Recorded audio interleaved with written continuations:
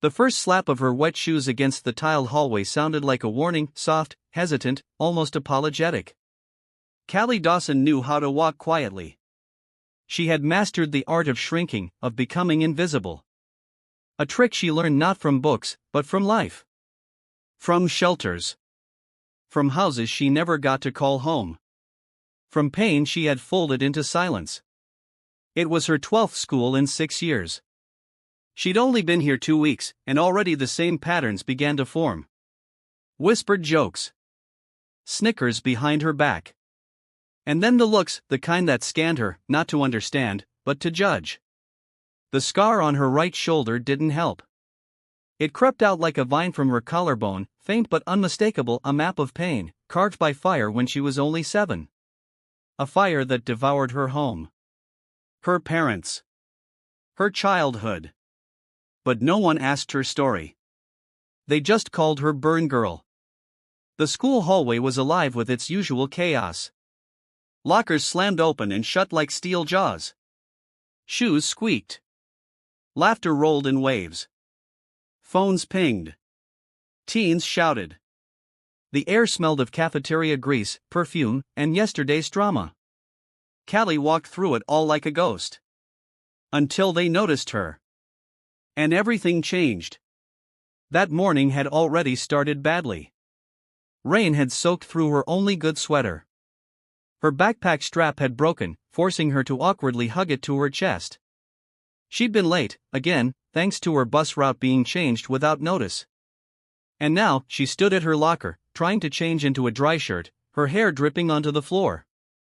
She heard them before she saw them. A pack of 5, 2 girls, 3 boys. Athletes. Confident. Loud. The ones who ruled the lunchroom, who turned their cruelty into sport. She'd had run-ins with their kind before. She knew the warning signs, the sudden hush, the low giggles, the nudging. She didn't move. Didn't turn. But they came closer anyway. "Yo, new girl," said one, his voice full of mock charm. "Cute shoulder. You hiding the rest of that tattoo, or are you just into tribal scars?" The others snorted. Callie froze. She gripped her shirt tighter, trying to pull the fabric over her shoulder. A girl with red lipstick stepped forward. "Let's see it again. I missed it the first time." She reached out, mocking, smiling, and tugged Callie's shirt. Callie stepped back. Too late. The boy behind her, tall, cocky, wearing his football jacket like armor, grabbed the collar and yanked. It happened fast. One pull. One snap. The fabric tore slightly. Her entire shoulder was exposed. The scar, shining faintly under the hallway lights, stared back at the world. And someone laughed. A harsh, high-pitched laugh. "She looks like Frankenstein's bride," someone muttered. Click. A camera shutter. Her pain was now a photo. A meme. And in that moment, something inside her broke. Callie had endured many things in her life. But this was different. This wasn't just cruelty. It was invasion. Humiliation. She didn't scream. She didn't cry. She turned.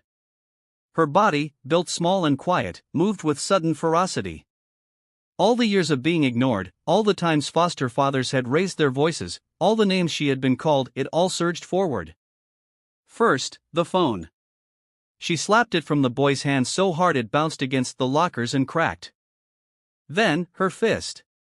It landed squarely on his chest, driving him back. He stumbled, hit the locker, slumped. Winded. The red lipstick girl tried to grab her. Callie spun years of free martial arts lessons from a foster family in Chicago ignited. She caught the girl's wrist, twisted, and dropped her to the floor with a quick pivot. Another boy charged. He was faster. But she was angrier. She stepped to the side and brought her elbow into his ribs. The thud echoed. He dropped to his knees. 3 students. Down. The hallway froze. No one cheered. No one screamed. They just stared. At the silent girl with wild hair, a torn shirt, a scar on display, and eyes that no longer looked away. Security came. They restrained her.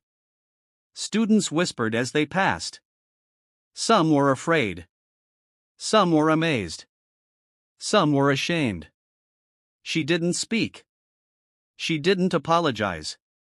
The principal's office was ice cold. "Do you know what you just did?" the principal thundered. Callie remained quiet. "You assaulted 3 students." Still, she said nothing. But her silence wasn't out of fear anymore. It was control. She had spent years learning to stay quiet when it hurt most. Now, it was her weapon. Counselors were called. A suspension was declared. Joyce, her caseworker and current guardian, was summoned. Joyce was one of the few genuinely good people Callie had met in the system. She didn't yell. She didn't cry. She walked into the office, hugged Callie tightly, and said only, "You're not in trouble with me." The story spread. The school couldn't hide it. Students filmed parts of it. Whispers turned into rumors. Rumors turned into conversations. Suddenly, the new girl was the subject of every lunch table. She broke his rib. She dislocated her shoulder when she slammed him. Did you see the angle? She went beast mode, like in those anime shows. But beneath the noise, something else shifted. Monica, a junior with a stutter and a nervous laugh, approached her after school. She handed Callie a friendship bracelet. "I saw what happened," she said. "You were brave." Callie blinked. Then smiled. A small, unfamiliar smile. But real. Over the next few weeks, more students began to look at her differently. Theo, a quiet boy who worked part-time at the school library, began walking with her to class. He didn't say much. But he offered her an extra umbrella on rainy days. He brought her a notebook with wolves on the cover. She started tutoring Monica in algebra. She volunteered in the self-defense club at first to learn more. But soon, she was teaching.